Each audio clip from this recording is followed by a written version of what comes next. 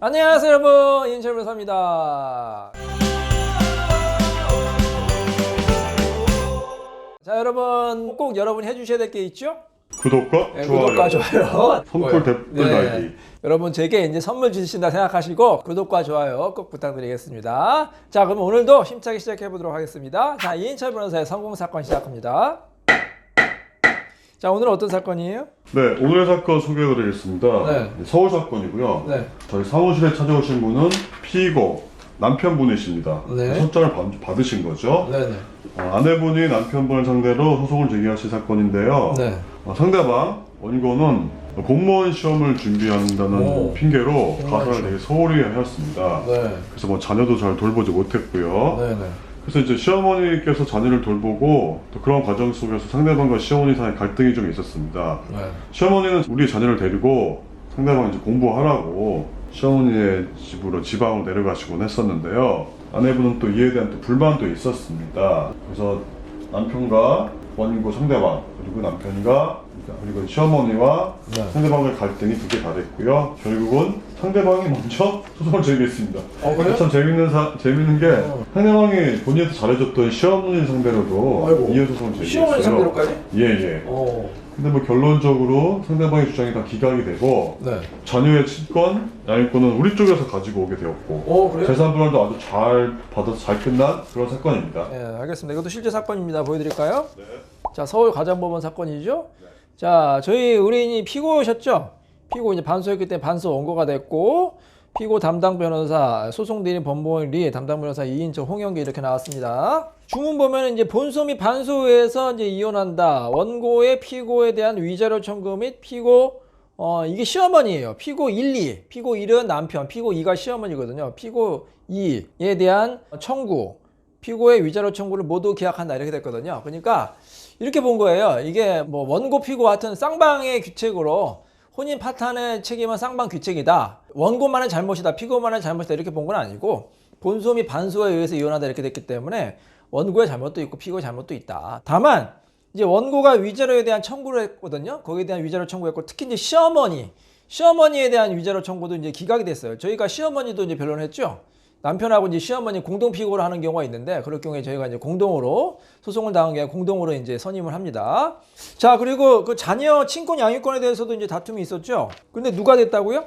우리 쪽 피고 측입니다. 자, 여기 볼게요. 사건 본인 자녀예요. 사건 본인은 친권자 및 양육권자로 피고 반소 원고를 지정한다. 그다음에 원고는 피고에게 사건 본인의 양육비를 지급하라 이렇게 나왔어요. 자, 근데 사실 양육권도 굉장히 그 다툼이 치열할 경우에는 보통은 누가 키운다고 알고 있어요, 용 의사님? 주로 이제 판결나는 거 보면은 네. 엄마 쪽이 아무래도 자녀와 친밀도가 높기 때문에 네. 엄마 쪽에서 친권 양육권을 가져가는 경우가 많은 걸로 알고 있습니다. 네, 그럼에도 불구하고 이 사건은 아빠에게 이제 친권 양육권이 나왔어요. 자, 그리고 또 잘 나온 게 뭐냐면 이제 재산 분할 같은 경우에도 이제 서로 다툼이 많잖아요. 그래서 일반적으로 재산 분할 제가 몇 대 몇이 나온다고 그랬어요.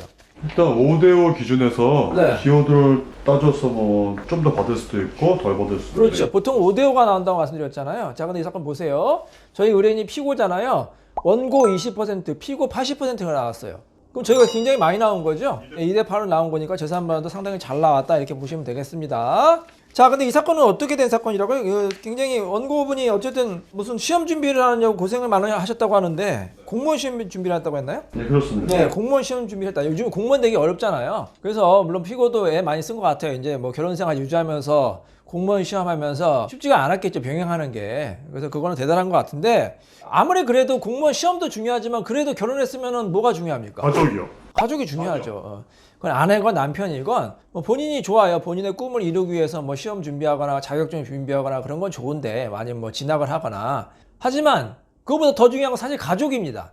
본인이 이제 뭐 시험 준비한다는 걸 이유로 해서 가족에 소홀하면 안 되죠. 근데 그것 때문에 이 부분은 너무 갈등이 많았어요. 물론 이제 공무원 시험 준비하는 게 쉬운 게 아니죠. 근데 그 이제 여러 가지 스트레스 문제도 있고 또 아무래도 가족에 소홀하게 하게 되니까 이 갈등이 많아진 것 같아요. 부부 간의 갈등도 있었고 심지어는 고부 갈등이 좀 많았어요. 고부 갈등이 많아가지고 막 시어머니하고 막 싸우기도 하고 막 시어머니에게 대들기도 하고 그러니까 시어머니도 많이 서운했겠죠. 물론 며느리 입장에서도 서운하죠. 시어머니가 좀 뭐라 그럴까 며느리가 좀 그런 거 공부하면은 좀 살뜰히 챙기면서 많이 이해해주고 배려하길 바랬는데 뭐 그게 이제 좀 부족하다 이렇게 주장할 수 있겠죠. 서운하다 주장할 수 있겠지만 하여튼 시어머니 입장에서도 이제 며느리가 막 그렇게 대드니까 굉장히 많이 힘들었을 것 같아요. 자, 그래서 결국에는 이 고부 갈등이 파탄이 나면서 어떻게 됐다고요? 막 말다툼도 있었고 몸싸움까지 발생을 했습니다. 도저히 이제 살 수가 없어가지고 결국에는 원고가 이혼 청구한 그런 사건이었습니다. 요즘 또 우리 대선차 아니고 대선할 때 또 후보들이 또 가족 문제로 또 굉장히 또 곤혹을 치르고 있잖아요. 그래서 그분들도 혹시 결혼한 거 후회할까요? 여쭤본 적이 없어서 모르겠어요. 혼자 살면은 무슨 뭐 부부간의 리스크, 뭐 가족, 자녀 리스크 이런 거 없을 거 아닙니까? 글쎄요. 그래도 하여튼 가족이라는 건 중요하죠. 중요하고 뭐 모든 사람이 가족이 중요한 건 정치인들도 이제 얼마나 힘들겠어요. 힘들어서 사실 정치인들은 참 힘들 것 같아요. 일단 반반 정도는 어떻게 보면 반대 아닙니까? 여든 야든 진보든 보수든 뭐 거의 이제 반반이라고 보면은 항상 자기를 지지하는 그런 사람들도 있는 반면에 뭐 자기를 반대하는 사람도 당연히 필연적으로 있을 수밖에 없죠. 뭐 아무리 훌륭한 정치인이라 하더라도 당연히 반대하는 세력은 있을 수밖에 없어요. 여든 야든 보수든 진보든. 그래서 힘들 것 같아서 제 생각에도 너무 이렇게 사람의 인격을 막 공격을 하거나 인신공격하거나 뭐 그런 것보다는 좀 정책 대결을 했으면 좀 좋지 않을까 이런 생각이 드는데 어쨌든 그분들도 이제 본인이 이제 그렇게 힘들어서 이제 집에 가면 가족들한테 위로를 받겠죠. 그래서 뭐 부부에게도 서로 위로받겠고 뭐 자녀들한테도 서로 이제 의지하고 위로하고 그게 가족인 것 같아요. 그래서 가족은 참 소중하다 이런 생각이 듭니다. 자, 근데 이번 사건 같이 좀 가족 간에 이런 갈등이 심해서 이혼까지 하는 경우가 참 안타까운데 자, 어찌됐건 뭐 이혼하게 되더라도 좀 잘 끝나는 게 좋겠죠. 의뢰인 입장에서는 좋은 결과가 나왔으면 좋겠는데 아까 어떤 말씀드렸듯이 이 사건 같은 경우에는 원고도 이제 많이 힘들었겠지만 시어머니까지 이제 소송을 해서 저희가 이제 시어머니도 변론해서 시어머니의 유죄로 청구를 기각을 시키고 근데 대부분의 사건은 이제 이렇게 보시면 돼요. 여러분 이제 뭐 시어머니 때문에 힘들다, 시아버지나 뭐 아니면 장인 장모 때문에 힘들다 그 사람들을 상대로 소송해달라고 하는 경우 있잖아요. 근데 저는 가급적이면 그런 분들은 좀 만류하는 편이에요. 왜냐하면은 이제 시부모의 잘못은 포괄적으로 남편 잘못이고 장인 장모의 잘못은 포괄적으로 아내 잘못이다. 중간에 중재를 잘못하고 그걸 조율을 잘못한 사람 잘못이기 때문에 그 사람에게만 청구하자 이렇게 하고 있어요. 왜냐하면 이렇게 시어머니나 뭐 장인 장모를 상대로 해도 법원에서 인정을 잘 안 해줘요. 법원에서도 포괄체밀이라고 보거든요. 괜히 그냥 소송만 복잡해진다 이렇게 볼 수 있기 때문에 가급적이면 시부모나 장인장모한테 소송은 안 하는 게 좋아요. 안 하고 그냥 포괄적으로 그 배우자한테만 책임을 있는 게 좋습니다. 자, 그리고 또 이 사건의 쟁점이 또 자녀 문제였잖아요. 보통 아까 자녀는 이제 엄마가 키운다고 했는데 어떻게 아빠가 어떻게 키울 수 있었을까요?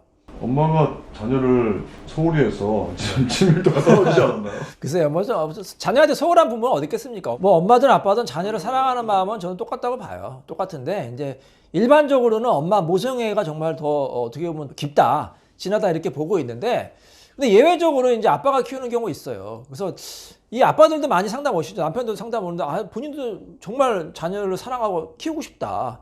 자녀를 키우는 방법이 없겠냐 이렇게 물어보시는 분이 많으시죠. 네, 맞습니다. 그래서 저희가 이제 많이 자문을 드리죠. 그래서 이번 사건 같이 아빠가 이제 양육권자, 친권자가 되는 경우도 이제 있어요. 물론 이제 일반적으로는 엄마가 키우는 게 일반적이지만 예외적으로 아빠가 키우는 경우가 있다. 그만큼 저희가 더 잘 도와드려야겠죠. 아빠가 왜 아이를 키우는 게 더 적합한지, 친권 양육권자가 누가 되는 게 더 적합한지를 저희가 잘 이제 변론을 잘해야 됩니다. 그래서 아빠가 그동안 키워왔고 또 보조 양육자도 중요하거든요. 할머니가 친할머니가 그동안 또 보조 양육자로서 아이를 손자를 잘 키워왔고 그런 거를 적극적으로 이제 어필을 해야 돼요. 증거도 내야 되고요. 그래서 어렵지만 하여튼 아빠가 친권자 양육권자가 되는 사건도 있으니까 그것도 전문가의 조력을 받으시기 바랍니다. 그리고 또 재산분할도 잘 나왔죠. 80% 2대 8이 나왔어요. 원고 20%, 피고가 80% 나왔는데 그것도 굉장히 신경을 많이 써야 됩니다. 왜냐하면 재산이 예를 들어서 뭐 혼인 전의 재산이거나 부모님한테 도움받은 재산이다. 그러면 무조건 우리 거네? 안심하면 되겠지. 그게 아니에요. 이 특유재산 같은 경우에도 결혼 생활이 어느 정도 지속되면 상대방에게 재산 분할이 인정되잖아요. 기여도도 많이 인정되고. 그래서 그것도 잘 하셔야 됩니다. 이 재산이 부부가 같이 형성한 재산이건 아니면 특유재산이건 얼마나 열심히 자기가 기여했느냐에 따라서 달라질 수가 있어요. 재산 분할 대상이 될 수도 있고 또 된다고 하더라도 기여도가 잘 나올 수도 있고 안 나올 수도 있고 하니까 재산 분할도 정말로 전문가의 조력을 받아가지고 열심히 주장하는 게 필요합니다.